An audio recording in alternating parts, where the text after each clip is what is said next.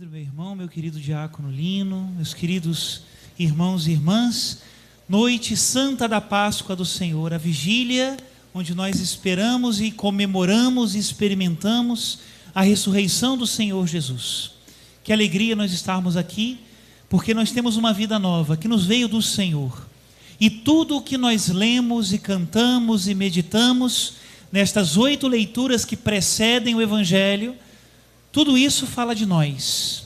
É o mistério da nossa salvação, é o mistério da nossa vida, é como Deus olha para nós, é como Ele nos vê. Todas as leituras da Sagrada Escritura, nós as podemos ler nessa chave de entender o mistério da salvação. Na primeira leitura, nós podemos dizer que fomos resgatados do nada.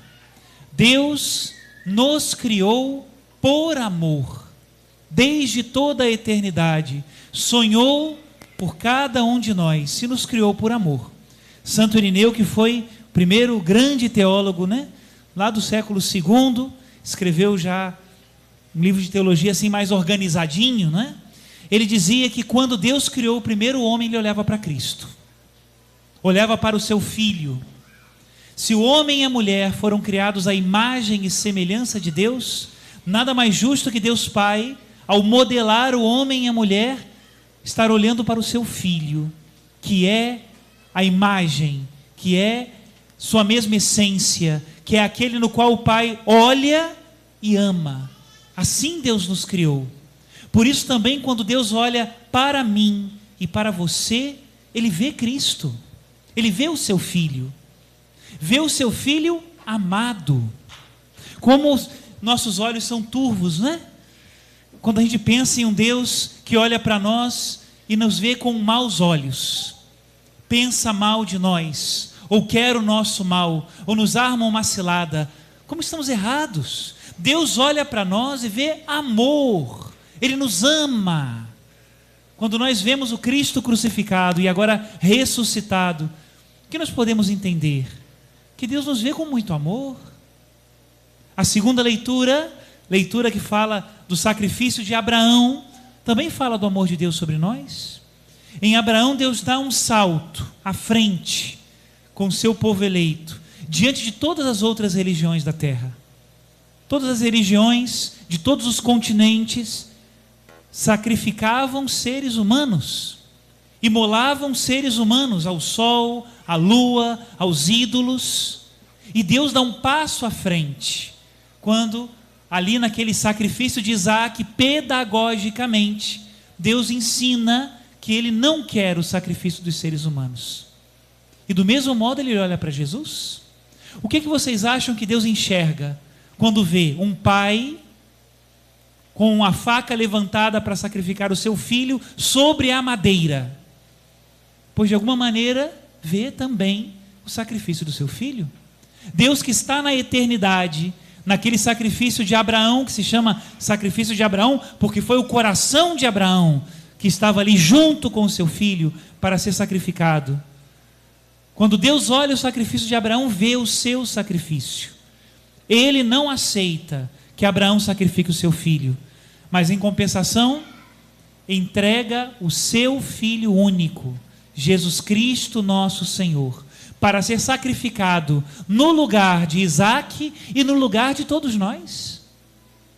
Todos nós fomos resgatados quando Isaac foi resgatado. Aquela palavra forte de Deus que vem do céu fala para nós: não estendas a mão contra teu filho e não lhe faças mal algum. Por isso, meus irmãos, é muito importante, que nós nunca, de modo algum, consintamos num sacrifício humano, pela razão que seja. Esses dias agora nós presenciamos um ato brutal, que deixou o Brasil inteiro consternado. O assassinato daquelas 4 crianças em Blumenau. Quem não acompanhou essa história, Quem não se indignou com isso? Quem não se compadeceu com as famílias? Todos nós. É impossível não ouvir uma notícia dessas e não entrar na história, e não sentir-se E se fosse comigo? E se eu estivesse lá? E se fosse o meu filho, a minha filha? Muito triste, não é? E o que vem imediatamente no nosso coração? Eu acho que a primeira resposta acaba sendo sempre um pouco essa, não é? Fazer justiça, querer justiça, que aconteça de algum modo, não é? Ficamos às vezes indignados a esse ponto, de dizer, meu Deus, não pode ficar impune alguém que cumpre isso. E a gente olha e fala, meu Deus do céu, né? Nós somos cristãos, né? Fala, meu Deus, o que eu devo sentir? O que eu devo pensar? O que eu devo querer, né? E aí no meio de toda essa treva, que nos deixa todos nós em confusão, sem dúvida nenhuma, a luz de Cristo. Imagino que todos também tenham visto a entrevista com um dos pais, não é? Que disse justamente isso.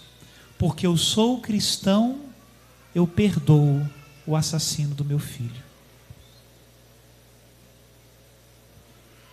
Quem entende uma coisa dessas? Quem é capaz de chegar até isso? Não é?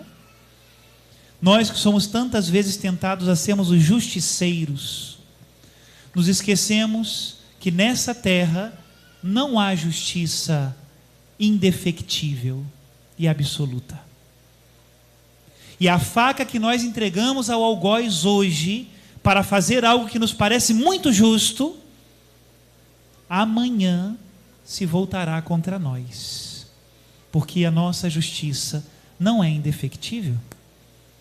Se lembrem o que aconteceu no Horto das Oliveiras, né? Celebramos ontem, na Sexta-feira Santa, quando Pedro tirou da espada para defender Jesus e cortou a orelha do servo do sumo sacerdote. O que disse Jesus?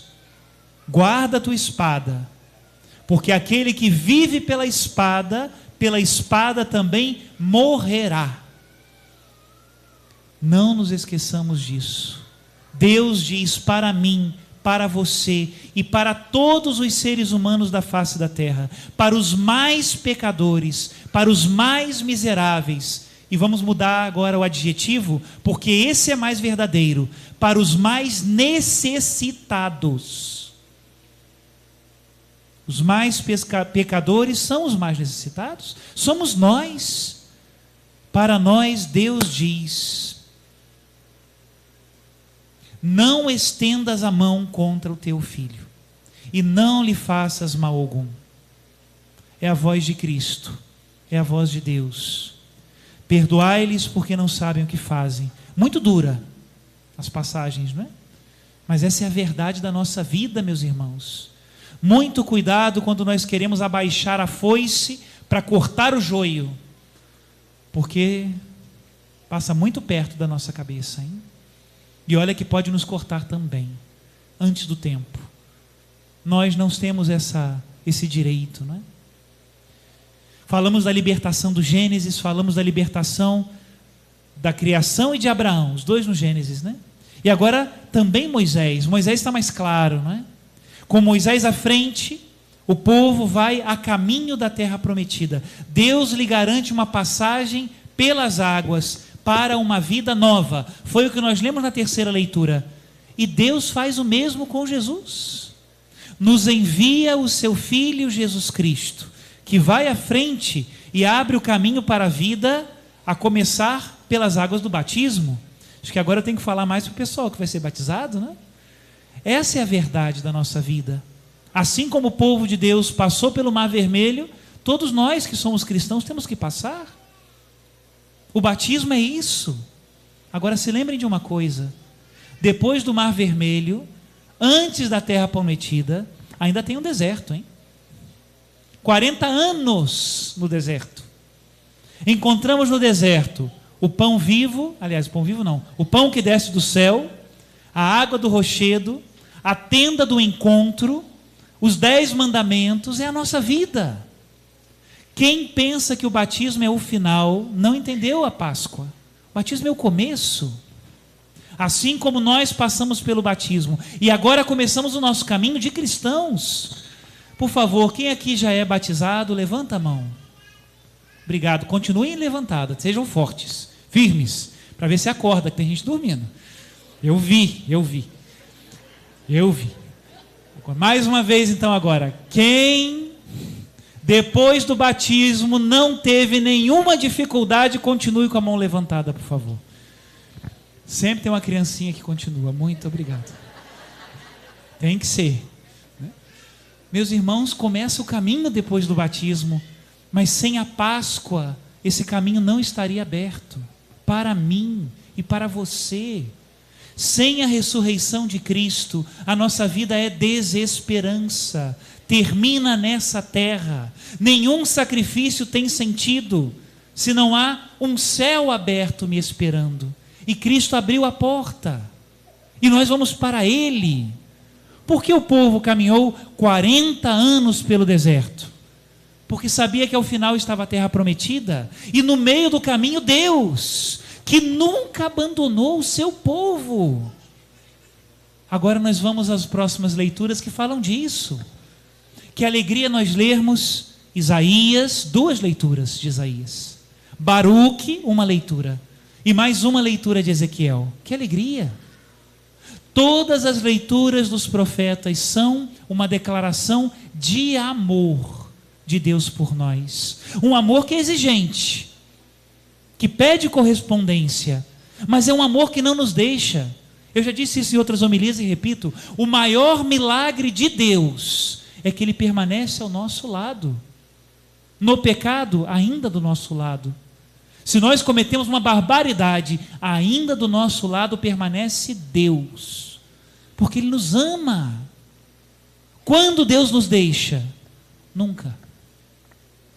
Não, Padre, e se eu não quiser Deus, ali estará Deus. E se eu não creio em Deus, continua do teu lado, não nos deixa. Eu tive uma vez a oportunidade de fazer as exéquias de uma pessoa que foi brutalmente assassinada, por motivos muitos, né? E essa situação foi muito difícil, porque foi num lugar aberto, demoraram chegar os técnicos. Quando o corpo foi levado, pois já estava numa situação muito ruim.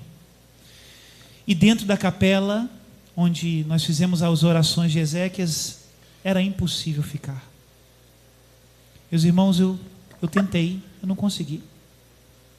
Realmente eu tentei, eu não consegui. Era horrível, muito ruim. O odor horrível, possível. Mas eu fiz a oração do lado de fora da porta, para dentro, né? Mas ao lado do caixão estava a mãe. É um sinal do amor de Deus. Assim é Deus conosco. Disse a primeira leitura de Isaías: podem os montes recuar e as colinas abalar-se, mas minha misericórdia não se apartará de ti.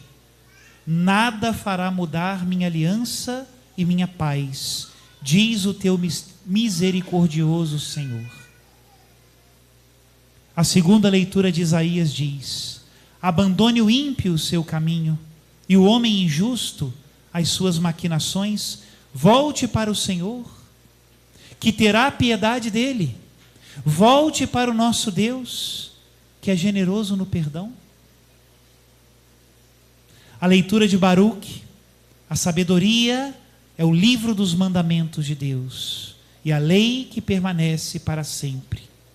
Todos os que a seguem têm a vida, e os que a abandonam têm a morte. Volta-te, Jacó, e abraça, marcha para o esplendor, a sua luz. E a última das leituras do Antigo Testamento, a belíssima leitura do profeta Ezequiel, que é uma maravilha, não é? Derramarei sobre vós uma água pura, e sereis purificados. Eu vos purificarei de todas as impurezas, de todos os ídolos. Eu vos darei um coração novo, e porém um espírito novo dentro de vós. Arrancarei do vosso peito o coração de pedra, e vos darei um coração de carne. Deus não nos ama porque nós somos limpinhos. Ele nos purifica. Deus não nos ama porque nós seguimos os seus mandamentos. Ele nos dá os mandamentos. Ele nos ensina, Ele nos instrui. É o amor de Deus. Precisamos entender isso nessa Semana Santa, ou não entendemos nada. O que une Jesus àquela cruz não são 3 cravos e 2 pedaços de pau. Isso não segura Deus. A única coisa que fez com que as mãos e os pés de Jesus permanecessem unidos a esse madeiro foi o amor dele por nós. O amor. O túmulo não segura Jesus, ele sai por amor. Por amor. Vocês sabem que quando as mulheres chegaram no túmulo, e nós lemos isso, a pedra tinha sido retirada, não é? Por quê? Se Jesus entrou depois, nós vamos ler nos próximos dias, né? Se ele entrou lá no cenáculo, com as portas fechadas, por que precisou tirar a pedra para ele sair do sepulcro? Tem alguma coisa errada aí, Jesus. Será que o Senhor só faz isso quando não tem maçaneta? Quando tem o Senhor entra assim? Jesus não tirou a pedra para que ele saísse. Na verdade, pelo evangelho que nós lemos, no momento do terremoto, ele já não estava lá. Jesus retirou a pedra para que nós entrássemos, para que nós tivéssemos o caminho, para que nós pudéssemos ver a glória da sua ressurreição. Não foram 3 cravos e 2 madeiras que seguraram Jesus, foi o amor. Assim como aquela mãe ficou ao lado do seu filho, nesse caso que eu acabei de contar, nada a segurava ali dentro, só o amor. Assim como Deus permanece ao seu lado e ao meu, sem que nós mereçamos, não é a nossa santidade que segura Deus, é a sua misericórdia, é o seu amor. E nós correspondemos, porque como seríamos desalmados, né? Se nós não amássemos de volta um Deus que nos ama tanto, mais do que todas as mães do mundo, ama os seus filhos. Ele ressuscitou. Nesses dias, sentimos que Deus lavou os nossos pés, sentimos que Ele tirou o peso da cruz dos nossos ombros, sentimos que a pedra foi tirada. Diz São Paulo, na última das leituras, sabemos que o nosso homem velho foi crucificado com Cristo, para que seja destruído o corpo de pecado, de maneira a não mais servirmos ao pecado. Não é para isso, né, que vivemos, né? Com efeito, aquele que morreu já está livre do pecado. Se, pois, morremos com Cristo, cremos que também viveremos com Ele. A morte litúrgica é o batismo. Vocês vão morrer hoje, mas vão ressuscitar, não se preocupem. Para uma vida nova. Eu já fiz isso, estou aqui, ó. Não se preocupa não.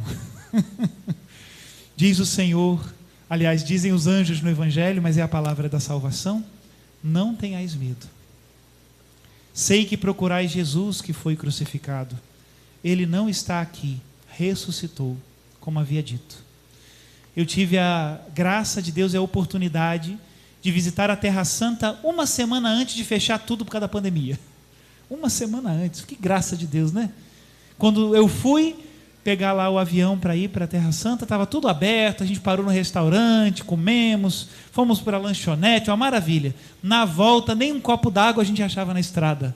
Está tudo fechado por causa da pandemia, né? Mas eu posso dizer que eu conheci a Terra Santa antes da pandemia. E foi interessante, eu e mais 5 sacerdotes, que éramos estudantes na faculdade, nós conseguimos a permissão de passar a noite na Basílica do Santo Sepulcro.